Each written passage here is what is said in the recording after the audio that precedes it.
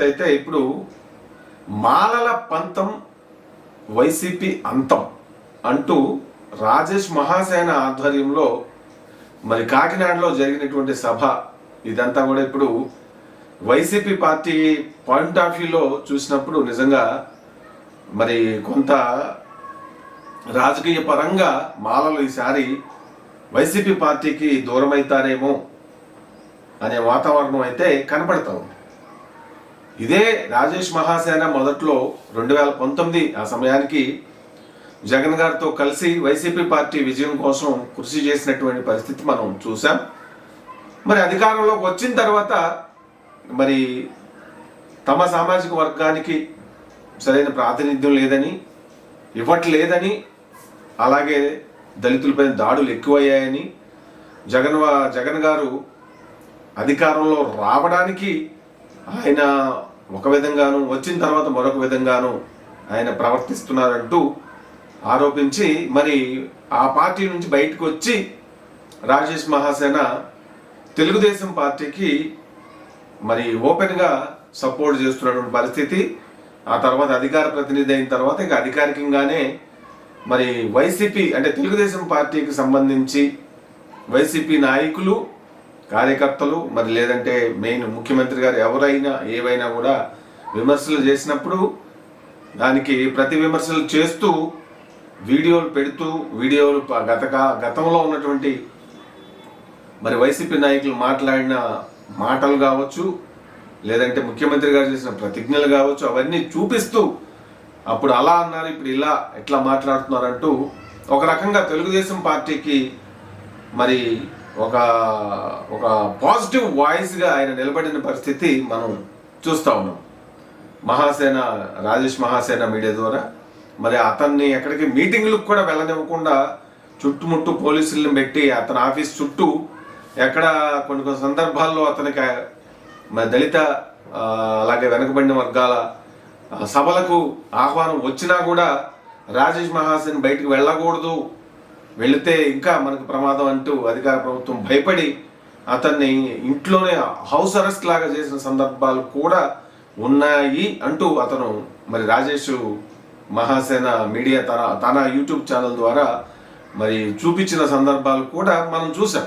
అయితే ఇప్పుడు ఓవరాల్గా క్లియర్గా ఒక స్టాండ్ తీసుకుని మరి వైసీపీ అంతం అంటం మరి ఒక స్లోగన్ తయారు చేసి మాలల పంతం. అయితే ఇక్కడ మనం మరి రాజేష్ మహాసేన వెనకే ఆంధ్రాలో మాల సామాజిక వర్గం వాళ్ళందరూ ఉన్నారా అనేది ప్రశ్నార్థకం. ఎందుకంటే మరి రాజేష్ మహాసేన యాక్టివ్గా ఇప్పుడు గతంలో ఇదే వాయిస్తో మరి అటువైపు తెలుగుదేశం వైపు ఉన్న వైఎస్ఆర్సీపీ వైపు కూడా ఉన్నారు కదా ప్రాథమికంగా. మరి ఇప్పుడు ఇటువైపు వచ్చి మరి ఏకంగా వైసీపీయే అంతము అంటే ప్రజలంతా విశ్వసిస్తారా? ముఖ్యంగా తన సామాజిక వర్గం వాళ్ళైనా కూడా. అంటే ఒక రకంగా ఇది రాజకీయంగా ఒక రకంగా రివెంజ్ అన్నట్లుగానే మరి రాజేష్ మహాసేన కూడా వెళ్తున్నటువంటి పరిస్థితి కనబడతా ఉంది. మరి ఎక్కడ అంటే ఈ రోజున ఏపీలో పాలిటిక్స్ అన్నిలో సెన్సిటివ్ ఇది అనేది కోల్పోయిన పరిస్థితి కనబడతా ఉంది. వ్యక్తిగత దూషణలు దారుణంగా చూస్తూ ఉన్నాం. మరి అన్నా చెల్లెల మధ్య కావచ్చు, మరి ఇటు కొడాలి నాని, ఇటు తెలుగుదేశం వాళ్ళునే చంద్రబాబు నాయుడు టార్గెట్ చేసి తిట్టే విధానాలు, మరి గతంలో మరి ఆయన చింతకాయల అయ్యన్న పాత్రుడు గారు కూడా జగన్ గారిని మరి కొన్ని మీటింగుల్లో మరి దారుణంగా వ్యక్తిగత దోషణలు చేసిన ఇదిని కూడా మనం చూస్తూ ఉన్నాం. ఈ మధ్య షర్మిల గారు రోజా గారు వర్సెస్ షర్మిల గారు కూడా మరి కొన్ని పదాలు మనం చెప్పలేనట్టుగా వాళ్ళు మరి ఇది చేసిన ఇదంతా మనం చూసాం. సో ఇక్కడ మెయిన్ పాయింట్ ఏంటంటే ఎన్నికలు సమీపిస్తున్నాయి. ఈ తరుణంలో మరి ఇక ఎవరి ప్రయత్నాలు వాళ్ళు చేసుకుంటున్నది మనకు కనబడుతుంది క్లియర్గా. అయితే మరి ఒకవైపు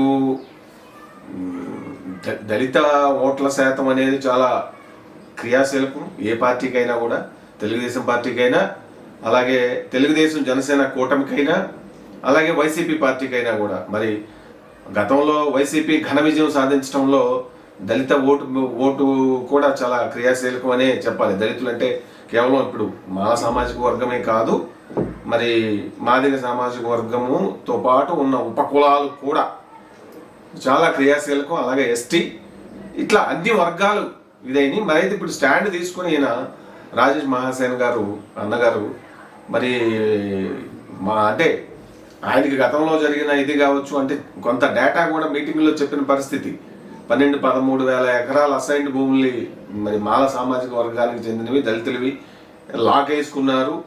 మరి దాదాపు చాలా మందిని పైన దాడులు జరిగినాయి, కొంతమందిని హత్య చేశారు అంటూ ఆరోపణలు కూడా మనం చూసాం కాకినాడలో జరిగినటువంటి మీటింగ్లో.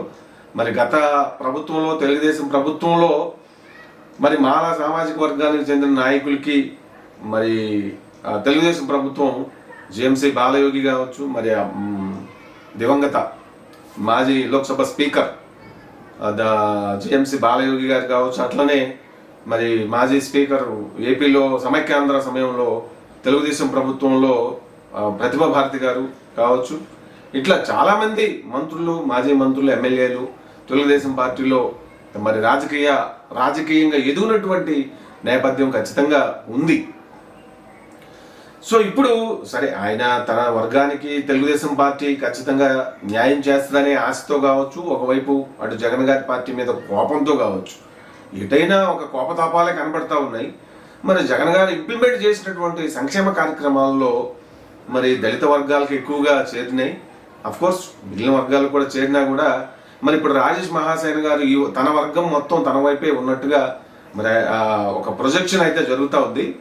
ఈసారి ఎన్నికల్లో మరి నిజంగానే పూర్తిగా తెలుగుదేశం జనసేన కూటమికే ఏపీలో మాల సామాజిక వర్గం వాళ్ళ ఓట్లంతా ఎక్కువ శాతం పడతాయా అనేది ప్రశ్నార్థకమే. ఎందుకంటే ప్రభుత్వం నుంచి కొంత లబ్ధి పొందినప్పుడు మరి సామాజిక వర్గాల పరంగా కూడా కొంత కృతజ్ఞతా భావాన్ని అయితే కలిగి ఉంటారు ప్రజలు ఎప్పుడు కూడా.